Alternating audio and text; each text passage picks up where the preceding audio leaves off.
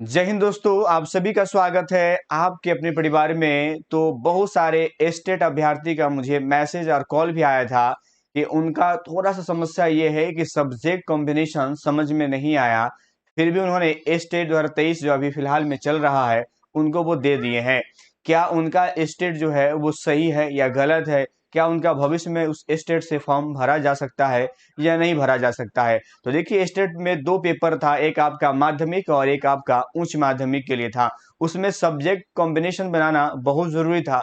अगर वो कॉम्बिनेशन आपका बन रहा था उसके अकॉर्डिंग अगर आपने सब्जेक्ट चुना होगा तो फिर ठीक है, अर्थात वो आप क्या कह सकते हैं कि एक तरह से बर्बादी होगा। आइए हम बताते हैं कि कौन कौन से सब्जेक्ट वाले कौन से कॉम्बिनेशन का चयन कर सकते थे। देखिए, सबसे पहले समझिएगा कि स्टेट जो है उसमें दो पेपर होता है, एक पेपर वन होता है और पेपर टू होता है। ये हम बताने वाले हैं स्टेट पेपर वन के लिए बताने वाले हैं, क्योंकि सबसे ज्यादा कंफ्यूजन है लोगों को यहीं पर हुआ था। देखिए, विषय समूह में बात करें तो एक गणित का समूह दिया गया था। अब बहुत सारे लोगों में ये प्रश्न था, गणित लोग कौन लोग सेलेक्ट करेंगे? तो याद रखिएगा, स्नातक यानी मतलब ग्रेजुएशन स्तर पर गणित के साथ में भौतिकी मतलब फिजिक्स, इलेक्ट्रॉनिक्स, कंप्यूटर साइंस, रासायनिक विज्ञान, दैट मीन्स केमिस्ट्री, सांख्यिकी विषय में से कोई दो विषय में स्नातक स्तर पर पठित हो अथवा इंजीनियरिंग से स्नातक जिसमें गणित के विशेषज्ञता हो। और इस क्रम में स्पष्ट किया जाता है कि स्नातक स्तर पर कंप्यूटर साइंस में बीसीए की योग्यता को सम्मिलित माना जाएगा। अब इसको हम एक लाइन में अगर आपको समझा दे कि गणित कौन लोग सिलेक्ट किए होंगे। अगर सपोज मानिए ग्रेजुएशन में अगर आपका गणित रहा हो, भौतिकी या आपका रासायनिक विज्ञान मतलब केमिस्ट्री, अगर कोई बच्चा ने अगर फिजिक्स से ऑनर्स किया था और सब्सिडी में अगर केमिस्ट्री और गणित रहा होगा तो वो अगर गणित चुने होंगे तो बिल्कुल उनका सही है। उसी प्रकार से सपोज मानिए कि अगर किसी ने रासायनिक विज्ञान से अगर ग्रेजुएशन किया होगा और साथ में भौतिकी और गणित जो है सब्सिडी रहा होगा, फिर भी वो सही, उसमें भी कोई दिक्कत नहीं है। ठीक है, अब दूसरा बात करते, ये तो रहा गणित की बात है। दूसरा आपका विज्ञान। विज्ञान की अगर हम बात करें तो विज्ञान में क्या था समझिएगा।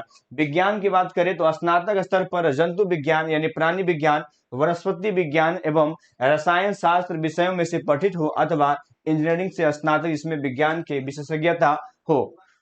इसके अंतर्गत जो उपयुक्त विषयों के अलावा जो है बोटनोलॉजी अगर बात करें, माइक्रोबायोलॉजी को भी समाहित किया जाता है। अब देखिए, विज्ञान कौन लोग select करेंगे? अगर विज्ञान आपने लिया हो, उसमें अगर आपने अगर मान लीजिए कि जंतु विज्ञान, बॉटनी आपने लिया होगा, जूलॉजी अगर आपने लिया होगा और या साथ में आपका रसायन शास्त्र हो। अगर सपोज मानिए किसी ने अगर रसायन शास्त्र लिया हो मेन पेपर, सपोज मानिए कि उन्होंने प्राणी विज्ञान ले लिया हो, उसके साथ में बॉटनी और केमिस्ट्री उसका सब्सिडी रहा होगा, तो ऐसे अभ्यर्थी जो है वो विज्ञान सेलेक्ट किए होंगे तो उनका सही, उसमें कोई दिक्कत नहीं है। ठीक है, चलिए अब अगला बात कर लेते हैं। आगे जो है अगला है आपका सामाजिक विज्ञान।